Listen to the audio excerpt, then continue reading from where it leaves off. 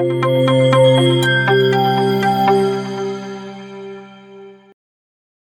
Friends, welcome to traders club. आज हम देखेंगे निफ्टी बैंक निफ्टी का आज का हमारा जो एनालिसिस था वो कैसा रहा, और उसके बाद कल क्या हो सकता है। कल जो मंथली एक्सपायरी है उसके चलते निफ्टी बैंक निफ्टी में क्या क्या मूवमेंट, क्या क्या लेवल्स इंपॉर्टेंट हो सकते हैं, उसको हम देखेंगे। तो पहले हम देखते हैं बैंक निफ्टी। तो बैंक निफ्टी का ये डेली चार्ट है गाइस। इसको अगर हम देखेंगे कि डेली चार्ट में क्या हो चुका है, कल जैसे हमने बात किए थे कि यहाँ पे एक रिवर्सल का साइन है, लेकिन इसके हाई के ऊपर ये जा नहीं पाया। डेली चार्ट को डेली चार्ट के क्लोजिंग के बेसिस में देखना चाहिए। इसीलिए हमको क्या करना चाहिए, आज का क्लोजिंग के बाद हमें एक्चुअली ये अगर कंफर्म हो जाता कि ये इसके ऊपर अगर ये क्लोज दे देता प्रीवियस डे के हाई के ऊपर, ये ग्रीन कैंडल के ऊपर, तो ये हमारे लिए बुलिश होता। और हमने ये भी डिस्कस किया था एक पॉज कैंडल है, लेकिन मार्केट ने आज क्या किया, प्रीवियस डे हाई से ही, मतलब ये ग्रीन कैंडल का हाई से ही ये रिजेक्शन लेके एक बड़ा सा रेड कैंडल फॉर्म कर चुका है। लेकिन क्या हमारा ट्रेंड चेंज हो चुका है, क्या हमारा ट्रेंड डाउनसाइड में आ चुका है, ये सब चीज़ के बारे में आगे अभी हम थोड़ा सा देखेंगे। तो यहाँ पे अगर हम डेली चार्ट में यहाँ पे फिबोनाची को लगाएंगे तो फिबोनाची का ये स्विंग से अगर मैं कंसिडर करता हूँ तो ये 50% का जोन जो है एग्जैक्टली ये किसी जोन के आसपास अभी मार्केट यहाँ पे खड़ा हुआ है, और ये जोन हमारे लिए थोड़ा सा इंपॉर्टेंट रहने वाला है।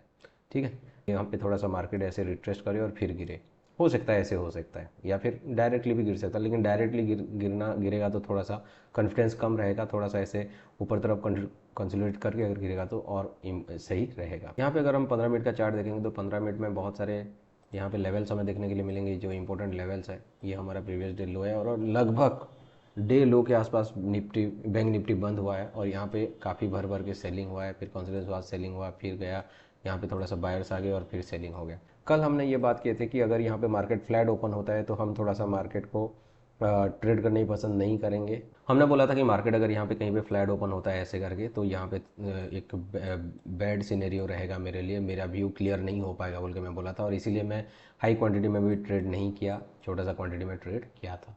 ओके, हमने कौन सा मूव पकड़ा था, हमने यहाँ पे ये जो छोटा सा मूव ये वाला था, ओके, ये मूव हमने पकड़ा था।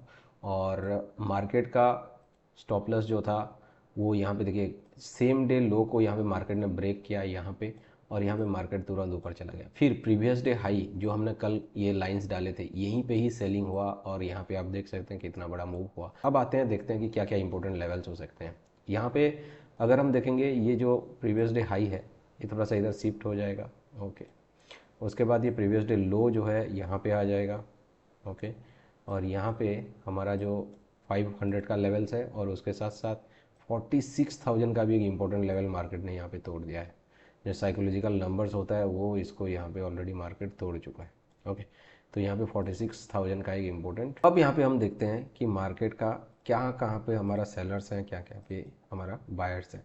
ओके, तो ये जो ग्रीन जोन हमने जो दिया है, ये ग्रीन जोन हमारा डेली चार्ट का जोन है, जहाँ पे कि मार्केट एक सपोर्ट रेंज के आसपास है, जो कि 60% रिट्रेसमेंट जोन बोला जाता है। अगर यहाँ पे हम देखेंगे तो सेलर्स कहाँ कहाँ पे हैं, यहाँ पे सेलर्स प्रेजेंट है, यहीं पे सेलर्स प्रेजेंट है, और यहाँ पे बायर्स और सेलर्स दोनों हैं। अगर मार्केट यहीं कहीं पे गैप अप खुलता है तो ये सेलर्स का ये जो लाइन है, ये सेलर्स को यहाँ पे मार्केट एक डब्ल्यू पैटर्न बनाएगा, ऊपर जाने की कोशिश करेगा, और यहाँ पे सडन नीचे जाएगा। हमारा टारगेट होगा 46,000 का। तो यहाँ पे हम ऊपर तरफ बड़ा सा मूवमेंट एक्सपेक्ट नहीं कर सकते अगर गैप अप खुलता है तो, मेरे हिसाब से। तो ये हो जाएगा, ये लेवल हमारा ऐसा लॉन्डिंग लेवल रहेगा। अगर मार्केट मान के चलिए खुलते ही ऐसे ऐसे ऊपर चला गया तो यहाँ पे क्या होगा, ये जो 46,500 का लेवल्स है, और ये लेवल्स में अगर हमें कोई भी डब्ल्यू पैटर्न दिखेगा तो हम यहाँ पे सेल करने की कोशिश करेंगे, जो कि एसएल हंटिंग का एक ऑपोजिट रूल है। यहाँ के डब्ल्यू दिखेंगे तो हम नॉर्मल लोग क्या करते हैं, बाई करते हैं, तो हम लोग क्या करेंगे, सेल करेंगे। क्लियर, तो ये हो जाएगा हमारा गैप अप वाला। अगर मान के चलिए इसी किसी रेंज के अंदर खुलता है मार्केट तो थोड़ा सा हम वेट करेंगे, और यहाँ पे क्लोजिंग प्राइस को जैसे ही मार्केट ऐसे ब्रेक करेगा, थोड़ा सा सबको लगना चाहिए कि यहाँ पे बड़ा सा एक रेड कैंडल फॉर्म होगा। नेक्स्ट कैंडल अगर ग्रीन फॉर्म होता है तो यहाँ पे हम क्या कर सकते हैं, ऊपर तरफ के लिए ले सकते हैं, टारगेट रहेगा हमारा ये स्विंग। ठीक है, नेक्स्ट अगर मान के चलिए मार्केट ऐसे ऐसे हुआ, यहाँ पे ओपनिंग हुआ फ्लैट ओपनिंग, और यहाँ पे तुरंत ऊपर जाता है, और ऊपर जाके यहाँ पे मार्केट को डायरेक्टली ब्रेक करता है ये रेंज को, तो भी ये जगह पे हम क्या करेंगे, एक एम पैटर्न देख के यहाँ पे हम लोग सेल करेंगे। ये हो जाएगा हमारा फ्लैट ओपनिंग के केस में। अगर मार्केट गैप डाउन खुलता है तो गैप डाउन खुलता है तो मार्केट में थोड़ा ट्रेड करना पसंद नहीं करूँगा, क्योंकि अगर गैप डाउन खुला तो ऑलरेडी इतना सारा मूव आ चुका है, तो मार्केट का सेंटिमेंट क्या होगा क्या नहीं होगा मुझे पता नहीं चलेगा। तो इसीलिए मैं गैप डाउन को ट्रेड करना पसंद नहीं करूँगा। So this is for bank Nifty. आते हैं हम लोग निफ्टी का डेली चार्ट में, और वहाँ पे हम देखेंगे कि निफ्टी में क्या क्या पॉसिबिलिटी हो सकता है। तो निफ्टी का पहला डेली चार्ट यहाँ पे हम देखेंगे, और डेली चार्ट अगर देखेंगे तो ये देखिए कितना बड़ा सा एक रेड कैंडल बना चुका है, जिसके चलते कि मार्केट का यहाँ पे थोड़ा सा एक एम पैटर्न टाइप का भी ब्रेकडाउन हो चुका है। आप अगर यहाँ पे मार्केट को देखेंगे, ये गया, ये आया, फिर गया, फिर आया, ये एम पैटर्न ब्रेकडाउन यहाँ पे ऑलरेडी हो चुका है, एक इंपॉर्टेंट सपोर्ट था।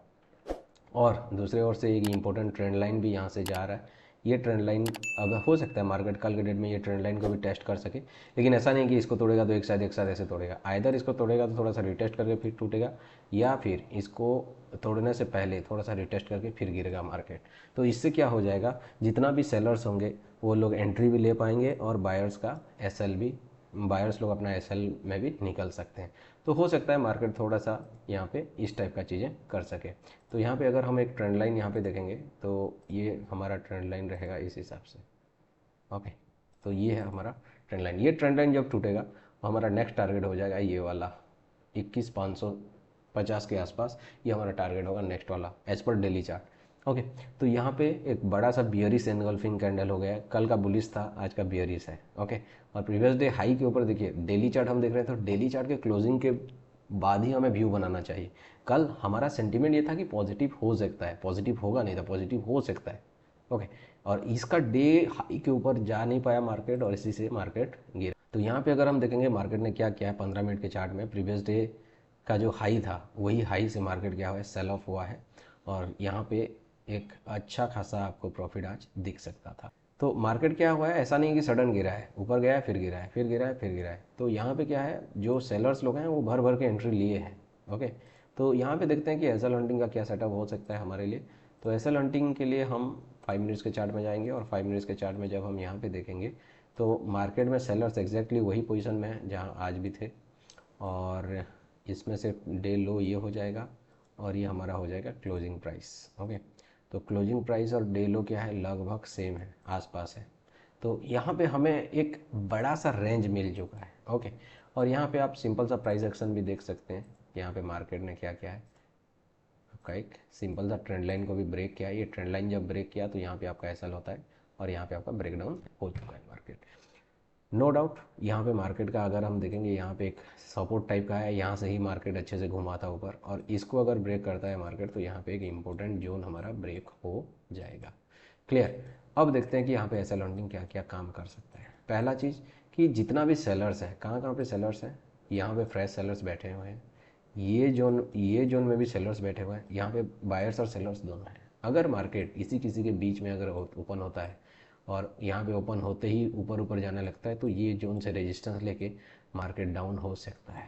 ओके, ये हो जाएगा रेंज, इसी रेंज में अगर ओपनिंग होता है, ये दोनों के रेंज में अगर ओपनिंग होता है।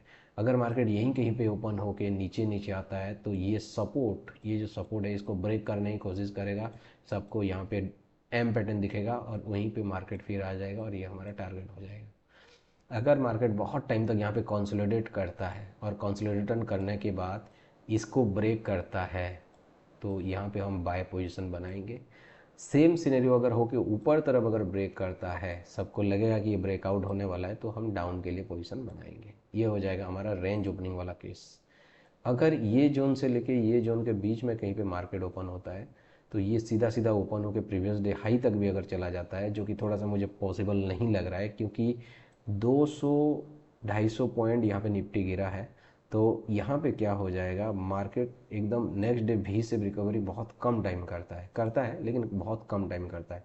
तो यहाँ पे अगर हम फिबोनाची लगाएंगे, तो फिबोनाची लगाने से हमें क्या पता चलेगा कि ये जो सेलर्स हैं वहाँ पे उनका 60% प्रॉफिट यहाँ पे मार्केट क्या करेगा, कम करने की कोशिश करेगा, जो कि रेंज निकल के आता है ये वाला। तो ये जो जोन है हमारे लिए एक स्ट्रॉन्ग रेजिस्टेंस की जोन कहलाएगा। और यहाँ पे मार्केट अगर ऐसे खुलता है तो यहाँ पे एक डब्ल्यू पैटर्न बना के मार्केट डाउन होगा, W pattern not M pattern, यहाँ पे डब्ल्यू पैटर्न बना के मार्केट डाउन होगा, क्योंकि हम स्टॉप लॉस अंडर है। ओके, अगर इसी रेंज के ऊपर मार्केट खुलता है और यहाँ पे ऊपर ऊपर जाता है तो बहुत चांसेस है मार्केट फिर डाउन हो जाएगा और ये रेंज को टेस्ट करके फिर मार्केट ऊपर जा सकता है, क्योंकि इतना बड़ा गैप अप खुलेगा नहीं खुलेगा। अगर न्यूज़ बेसिस कुछ हुआ तो ये मार्केट खुल भी सकता है, कोई बड़ी बात नहीं है, जितना वोलाटाइल मार्केट आजकल चल रहा है। और उसके ऊपर कल का जो दिन है वो है 29 फ़ेब, जो कि लीप ईयर के लिए हिसाब से कहला जाता है। तो 29 को भी कुछ भी हो सकता है, ऐसा नहीं है, ठीक है। सो 29 है तो 4 साल में एक बार आता है, तो उसको भी मार्केट बहुत रेस्पेक्ट करता है। सो लीप ईयर का भी बहुत बड़ा इम्पैक्ट रहता है मार्केट के ऊपर। तो हो सकता है, कुछ भी हो सकता है कल के दिन में, ठीक है।